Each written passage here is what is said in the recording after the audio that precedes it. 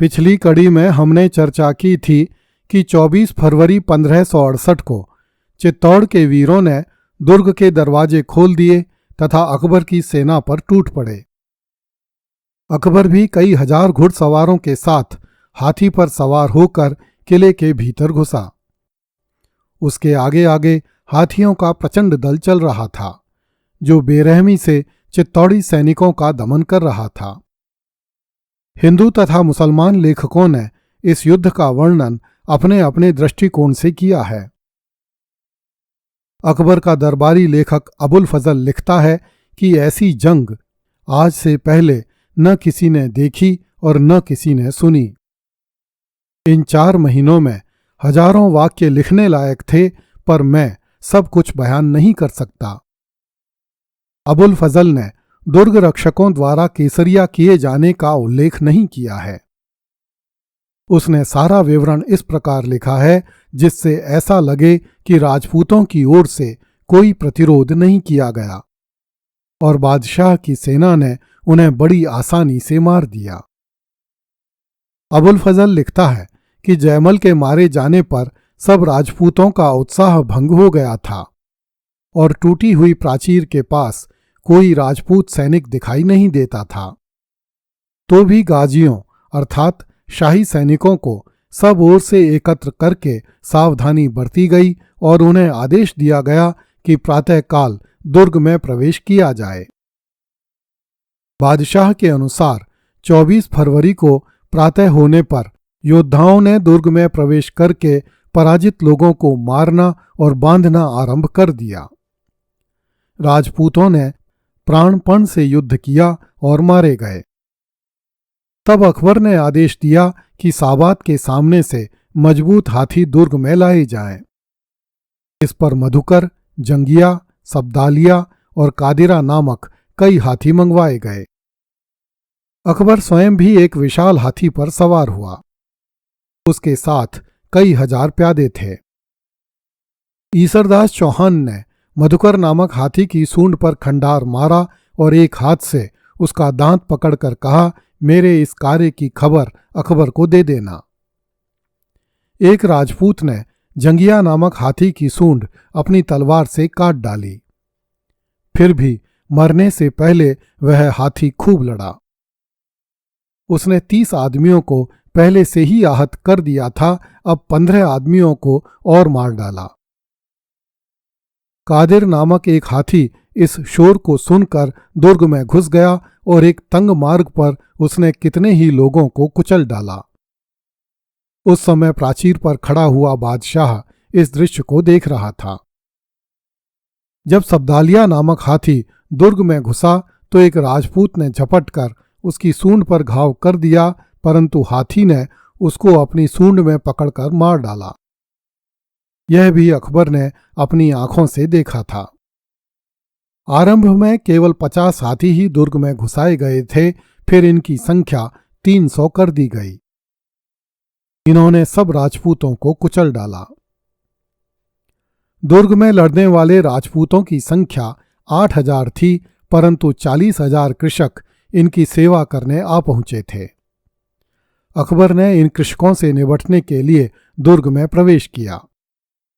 इस पर बहुत से दुर्ग रक्षक तथा कृषक मंदिरों में घुस गए। उन्होंने समझा कि मूर्तियां उनके प्राण बचा लेंगी।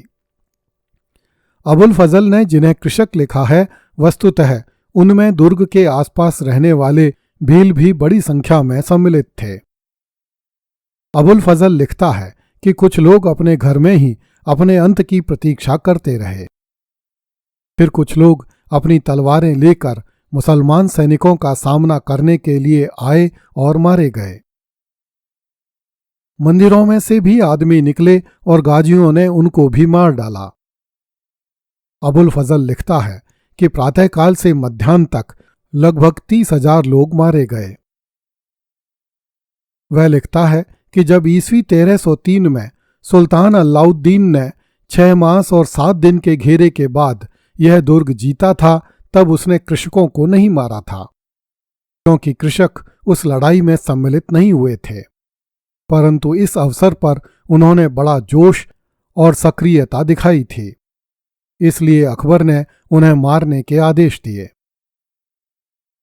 इस पर कृषकों ने अकबर के पास जाकर इस युद्ध में अपनी सक्रियता के बारे में कई कारण बताए, परंतु अकबर ने उनके तर्क स्वीकार नहीं किए तथा उसने अपनी सेना को आदेश दिए कि दुर्ग में मौजूद प्रत्येक कृषक को मार दिया जाए। इस पर शहंशाह की सेना ने लगभग 30,000 मनुष्यों को मार डाला और लगभग इतने ही मनुष्यों को बंदी बना लिया। अबुल फजल लिखता है कि एक आश्चर्यजनक बात यह हुई कि अकबर ने अफगान बंदूकचियों की दुर्ग में बड़ी तलाश करवाई, क्योंकि अकबर उनसे बड़ा तंग था, किंतु बहुत तलाश करने पर भी उन बंदूकचियों का पता नहीं चला। अंत में ज्ञात हुआ कि वे लोग अकबर की सेना को भुलावे में डालकर दुर्ग से सुरक्षित निकल गए। जब अकबर की सेना दुर्ग में लूटमार करने में लगी थी, तब इन अफगान बंदूकचियों ने, जिनकी संख्या लगभग 1000 थी, अपनी स्त्रियों एवं बच्चों को अपनी पगड़ियों में बांध कर ले गए। अकबर के सैनिकों को पता नहीं चल सका कि वे कौन लोग हैं, क्योंकि अकबर के सैनिकों ने समझा कि ये लोग शाही सेना के सैनिक हैं तथा दुर्ग के कैदियों को पकड़कर ले जा रहे हैं। इस प्रकार उन अफगान बंदूकचियों की युक्ति सफल हो गई और वे अकबर की सेना की आंखों में धूल झोंककर दुर्ग से बाहर चले गए। यदि इन अफगान बंदूकचियों की इस करतूत पर विचार किया जाए तो हम पाएंगे कि यदि इन बंदूकचियों ने युद्ध में भाग लिया होता और राजपूतों तथा भीलों के कंधों से कंधे मिलाकर युद्ध किया होता, तो अकबर की सेना ने दुर्ग में इतना विनाश नहीं किया होता अथवा अकबर की सेना पराजित एवं नष्ट हो गई होती। अबुल फजल ने लिखा है कि उस दिन चित्तौड़ दुर्ग में ऐसा कोई घर एवं मार्ग नहीं था जहां पर मुर्दों के ढेर नहीं लगे हों, परंतु 3 स्थानों पर मारे जाने वालों की संख्या बहुत अधिक थी। दुर्ग में राणा के महल में बहुत से राजपूत इकट्ठे हो गए थे। वे 2-2, 3-3 करके बाहर निकले और उन्होंने अपने प्राणों को रण में न्यौछावर कर दिया। बहुत से राजपूत महादेव के मंदिर में एकत्रित हो गए थे। उन्होंने रामपुर दरवाजे के बाहर अपने शरीर त्याग दिए। अबुल फजल लिखता है कि उस दिन शाही सेना में जरा बली कूची के अतिरिक्त और कोई नहीं मारा गया। अकबर ने अल्लाह को धन्यवाद दिया और दोपहर के बाद वह अपने शिविर में चला गया। राहुल सांकृत्यायन ने लिखा है कि किले में प्रवेश करते समय 8000 राजपूतों ने बड़े महंगे दामों पर अपने प्राणों को बेचा। अकबर को इस वीरता का सम्मान करना चाहिए था, लेकिन वह चूक गया। उसने कत्लेआम का आदेश दिया। 30,000 आदमियों ने प्राण गंवाए। कहा जाता है कि मरे हुए लोगों के जनेऊ को तौला गया तो उनका वजन 47 मन हुआ। इस प्रकार फरवरी 1568 में अकबर ने सदा के लिए निर्जन चित्तौड़ पर अधिकार कर लिया। मुल्ला अब्दुल कादिर बदायूनी लिखता है कि दोपहर बाद शहंशाह ने थैला भराई बंद करने का आदेश दिया और मुकाम पर लौट गया। थैला भराई से मुल्ला अब्दुल कादिर बदायूनी का ठीक ठीक आशय क्या है यह तो नहीं कहा जा सकता, किंतु ऐसा लगता है कि जो मरे हुए लोगों के शव बिखरे पड़े थे उन्हें बोरियों में बंद कर करके वहां से हटाया गया। इसी काम के लिए अब्दुल कादिर बदायूनी ने थैला भराई लिखा होगा। बदायूनी लिखता है कि अकबर 3 दिन तक अपने शिविर में रहा तथा विजय के पत्र लिखे और सभी दिशाओं में भेज दिए। उसने चित्तौड़ का दुर्ग अब्दुल मजीद आसिफ खां के सुपुर्द कर दिया तथा चित्तौड़ नामक नवीन सरकार का गठन करके आसिफ खां को इस सरकार का सूबेदार बना दिया। अगली कड़ी में देखिए, हजारों राजपूत परिवार चित्तौड़ को स्वतंत्र कराने का संकल्प लेकर गाड़ियों में बैठकर चल दिए। कृपया इस चैनल को लाइक, सब्सक्राइब एवं शेयर करें। धन्यवाद।